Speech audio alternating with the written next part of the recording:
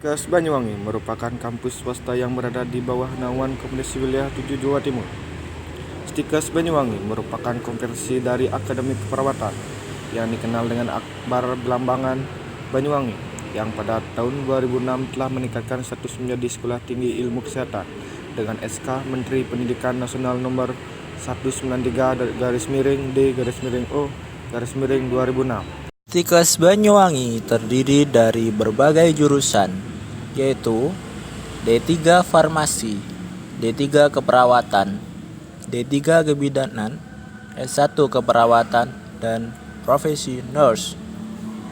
Dan ada pun beberapa UKM di Stikes Banyuwangi yang terdiri dari UKM Jurnalistik yang terdiri dari 3 divisi, divisi radio, majalah, dan videografi.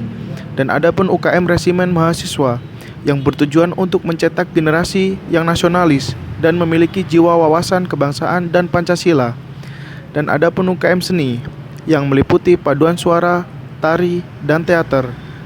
Dan ada pula UKM Korps Sukarela yang selalu terlibat menjadi tim kesehatan di dalam dan di luar kampus Stikes Banyuwangi.